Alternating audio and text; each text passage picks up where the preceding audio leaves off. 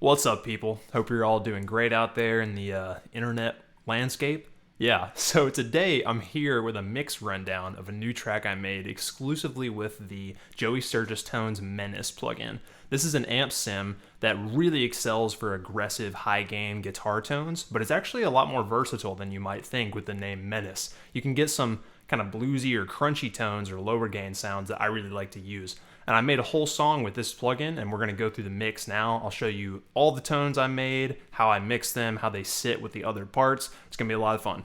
Let's do it. Okay, so here we have the Logic session for this song I've recorded with the Toneforge MENACE. Got to use the full name, be proper here. So let's take a listen to how this sounds all together. Let me mute this mic.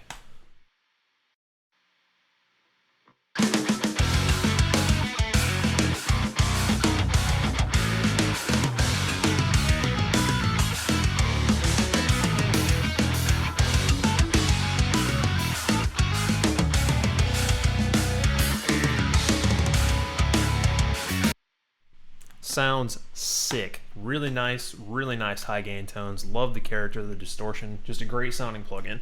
It's so impressive how good these software amps sound now. It's insane. But yeah, let's talk about the mix. So for the rhythm guitars, I've got two tracks left and right.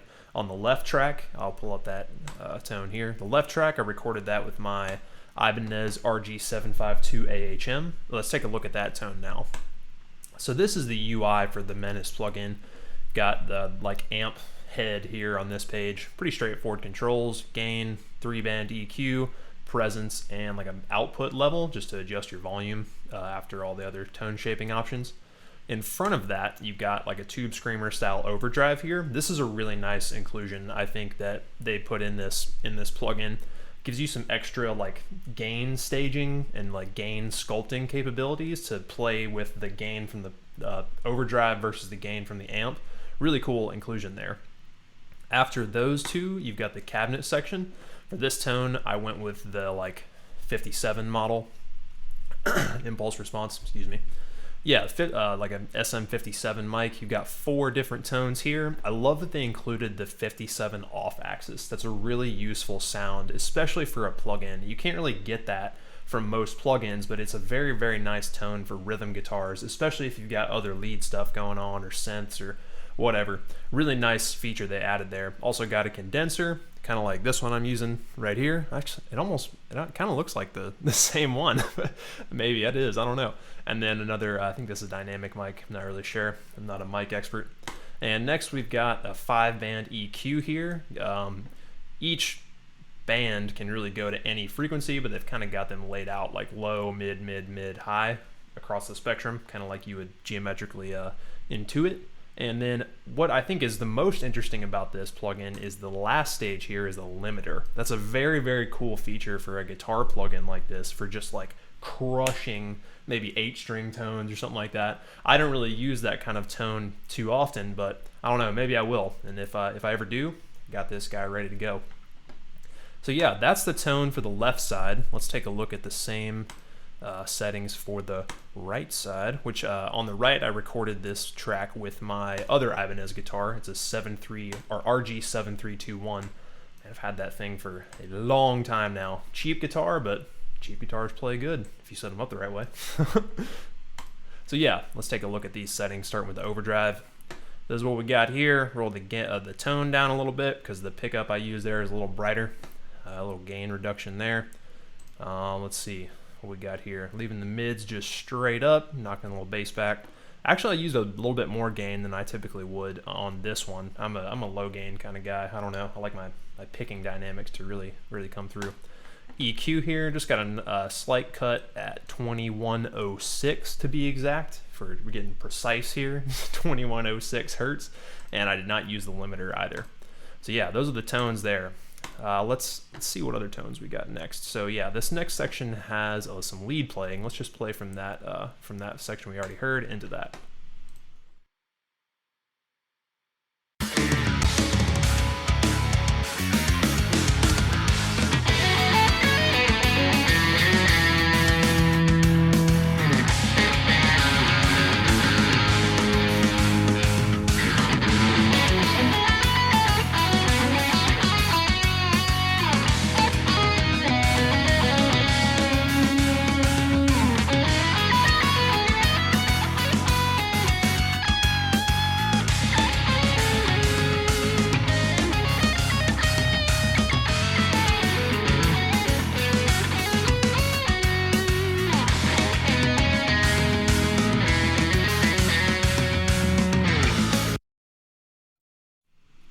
Very nice there. As you can see, I've done a bunch of other processing after for the lead part for some time-based effects and reverb and stuff. Let's take a look at the bass tone here, or not bass, B-A-S-E tone, not bass guitar.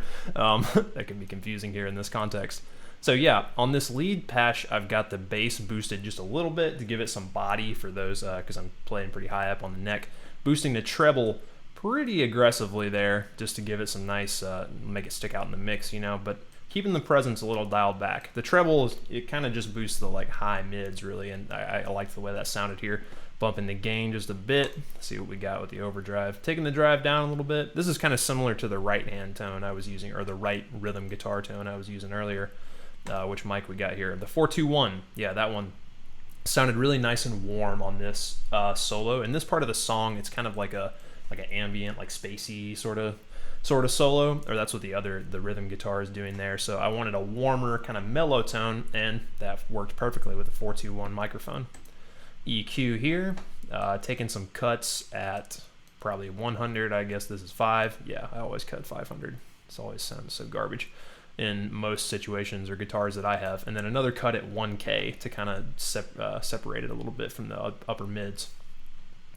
And that's it for the tone there. Let's check out some of these other effects. Good God, there's so many. Okay, here we go. Using another EQ there to just make some other light cuts. I like to do my EQing and cutting in like stages so that I'm not working one band of an EQ too hard, because I find that it just works better if you kind of stack them in certain contexts. In this one it works, some others it might not. I don't know, there's no rules here. But yeah, that's what I did on this tone. Stereo delay, I really like the ping-ponging of it, kind of cool. I got a quarter note on the left, eighth note delay on the right, just kind of really barely blending it into the mix to just give that solo a little bit more body. And because there's a lot of long held notes in there, it's not really a burning solo. It's kind of chilled, as you can see here. Chill solo bip. Is it chill? I don't know. That's up to you guys.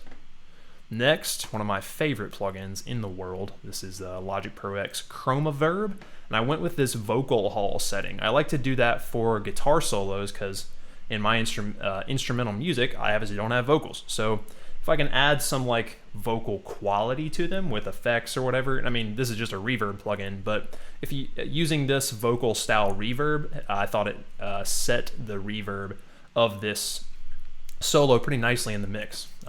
One, not a very long decay, not even much of it in the mix, just a little bit, taking a little bit of the dry off too to give it kind of a ethereal quality.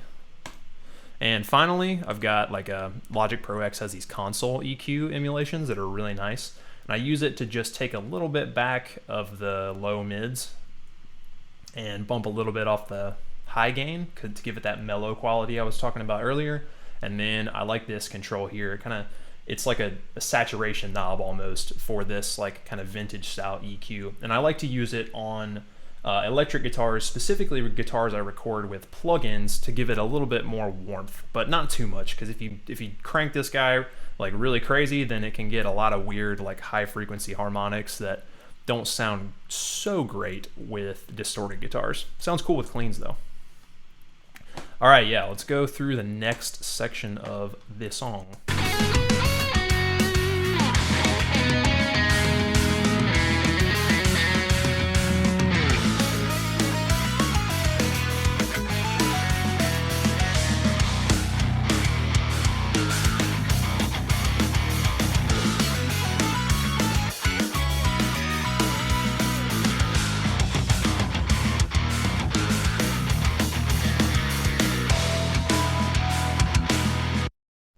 Yeah, let's talk about that little pre-chorus section there real quick.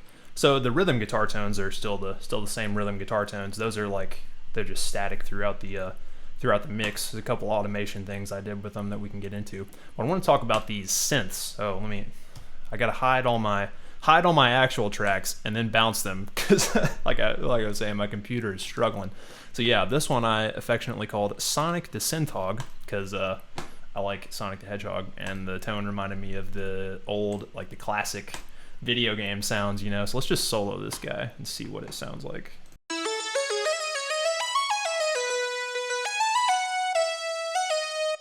Cool. So I use that synth here to double the riff that's going in, the melody that's playing in the guitars. I really like the way that like just a kind of a subtle synth like that can play with the harmonics of the guitars and kind of just give them a different character. So let's take a look at the synth itself. This is Alchemy. This is a plugin that comes with Logic Pro X, and it's kind of amazing that I would pay the amount that Logic Pro X costs just for this synthesizer. But it comes with Logic. It's dope. If you never used it, check it out. So yeah, this is the tone here. I went with, it was like some sort of like keys preset, and then I made some adjustments to it. Added, let's see, take a look at the filters here. This is just a noise filter, kind of gives it a little like plucky sort of sound. Where was the one that I added? The saw wave. Yeah, there we go. So this had a kind of a different sound before I tweaked it a little bit. Added this saw oscillator onto it to give it some like grit and distortion almost to fit in with the guitar distorted context. Let's see what I did here. This was the one. It's hard to remember exactly what you do with these things, you know. But yeah, this is the synth tone. This is like the other mixer section down here if you've never used Alchemy. I bumped the attack up just barely to take like the percussive quality off of it, to let it sit a little bit further back in the mix, to not really ruin where the guitars are going, to just give it kind of a spacious quality instead of having that like percussive attack. It still has a nice attack, but it's not as drastic and sharp, just that slight bump on the attack time in the ADSR filter. And one of the cool things I think that makes this synth tone sound really nice is this like pitch glide right here. Let's take a listen.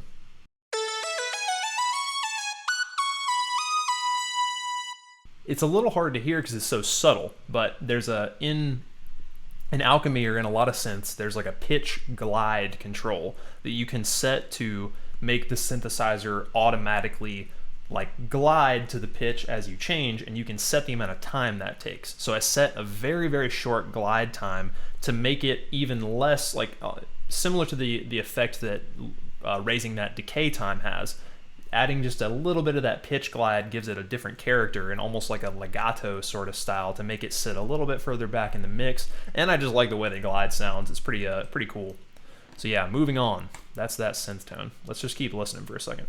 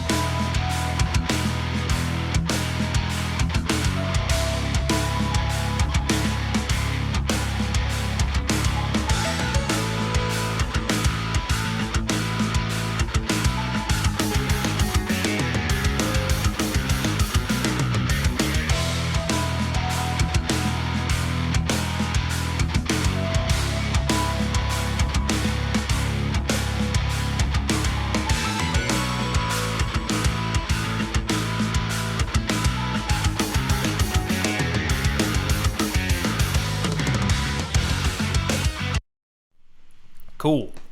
Yeah, next new element we've got there in that like chorus section is this piano. I called it Piano Dream because I'm unoriginal with names and I name everything Dream. Anyway, that's a separate issue. But yeah, this is called Piano Dream. It's like I pulled up when we were listening. It's this. This is from a plugin called Analog Lab, or Analog Lab 3 specifically from Arturia. Came with a MIDI controller that I have, and it's a really, really nice plugin. It's just a kind of a preset-based synth bank, or there's also some acoustic instruments. I really like this particular piano patch that's here. What is this one? Yeah, American Large Hall. I just wanted to go with like a walking kind of melody line for that section, and I thought a kind of a verby piano would sound good with some extra processing. So that's the piano sample there, pretty straightforward piano. And let's see what else I did to it. Got an EQ here. I really just wanted to keep, well, they're all off right now because CPU power, man. You gotta grab it when you can get it. But yeah, so let's turn it back on so we can see the nice colors. Yeah, boosting these harmonics here in like the 2 to like 8K range for almost like a vocal type quality, and making some pretty big cuts here around 400 to get out of the way of the rhythm guitars in that whole section. Other than that, got a chorus plugin, just Logic Pro, straight up chorus, just to give it a little bit of motion, again, to make it not clash with the rhythm guitars. Another console EQ instance there for the same reason, just boosting the hell out of the highs here for those harmonics that I really wanted to come through. Making another big cut in the low or up, kind of just mids, not the high or low mids, just your mids. Making another cut there to get out of the guitar's way. Nice separation of them. Then we've got a stereo delay to add more space to that, to give make each note in that like walking melody last a little bit longer, have a little bit more impact. And finally, again, my trusty friend, Chromaverb. Can't get away from it. It's so good. Yeah, using the concert hall setting here, you can, in Chromaverb, you can pick through all these different like reverb characters and then make your own adjustments there. Here I've got, it's at its own EQ, which is really useful. Just a broad low cut, because I don't really want the low frequencies reverberating. I just want those vocal like harmonics to sit in the mix there. So kind of leaving everything open in that range, cutting off any harsh highs. I like this control here on Chromaverb. Really nice, like a stereo width control. Don't ask me how stereo width works. I just know what it sounds like.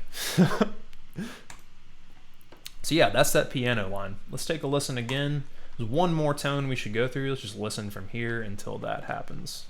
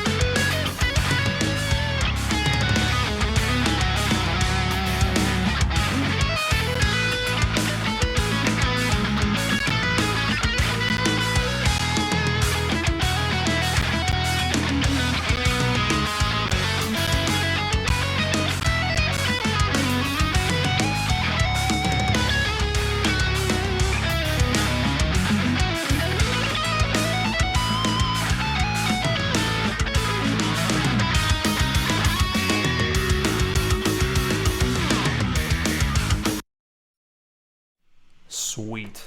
Love the way that lead tone sounds. So this is the tone that I've got for that last solo there. It's not the chill solo, it's the other solo. The chill solo was first. This one's called Solo 2, very original name there. Yeah, so I just called this patch 752 solo because I recorded it with the 752. Cutting the mids just a little bit, give it a different sort of feel from the first solo tone. A little bit less treble because the impulse response I used here had a little bit brighter character to start with. Check out our pedal settings, boosting the tone a little bit there. That's another use for this like front end drive. Super cool way to just add in some more capabilities. I love that they put that in. I don't think I've said it enough times. I love that they put that in. So yeah, I'm using the condenser IR for this one. I like the way the condenser impulse response in this plugin, it just sounds really nice. It has a very nice high-end character, and that's why I've got the presence rolled back a good bit, was just because I found that this impulse response already had a very present character, so had to balance it kind of carefully. Let's look at our EQ. Only one cut here. If I had to guess, it's at 500. 542. Okay, I was close. That's just usually where I make my cut. All right, next, let's see, another EQ instance. Like I said earlier, I like to stack those EQs, not make anybody work too hard. You know, just distribute it. Another classic G-Pain EQ move here. Make a cut around 5, make a cut around 2. Real nice. Yeah. Next, we've got our good friend, the stereo delay. Just a little bit here of the mix. I don't want too much of the delay in the solo, but I want it to kind of increase the body and the presence isn't the right word, the sustain of each note, because I'm cutting away a good bit of the low frequencies. And I love that on this stereo delay in Logic, you can be selective about the frequencies you actually feed to the delay. So you can cut the highs so your main line is heard as more present and the delay repeats. You can also cut the lows, or you can do whatever range you want. It'd be super cool if this was multi-band, but it is not. Anyway, still really cool. Next, you probably guessed, it's Chromaverb. Again. It's just so good.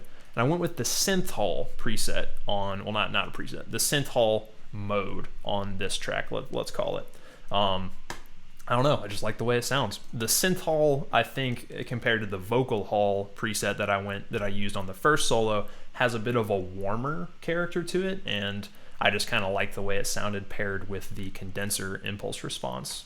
And another, just a kind of a broadband cut under 500 for the reverb EQ, just a couple of dB. Don't want to get too crazy down there. And let's take a look at the last, but not least, our good friend, the console EQ. Making another cut on those high harmonics and around oh my goodness. What is this blasphemy? What have we done here? Okay, well, that's where I'm making my cut, and I'm using a little bit of this drive. So yeah, that's all the tones. No, I'm sorry, I lied. There's one more tone. Let's go back and listen to it from the first solo. This guy.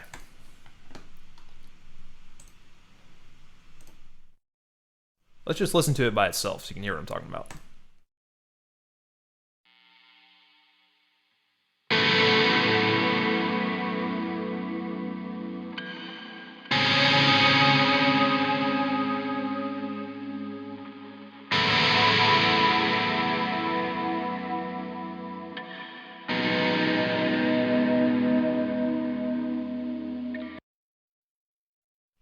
So yeah, that's the like ambient sort of guitar tone. You might not have known it was a guitar tone. It's not really obvious, I guess, when you hear it because it's very heavily processed. But that's the ambient sound under the first solo of the track. Let's take a look at it. Oh no, that's the bounce in place. CPU power, man. One day I'll upgrade. Anyway, yeah, this is the patch I went with for that ambient section. Cut a lot of the bass, a lot of the mids. I wanted really scooped because I just wanted it to sit kind of around the other guitar solo tone, if that makes any kind of sense. Here's the settings for that overdrive. Didn't really use too much of that. Boosted the tone a little bit. Very low gain because I wanted this to just kind of sit, like I said, around the other tone.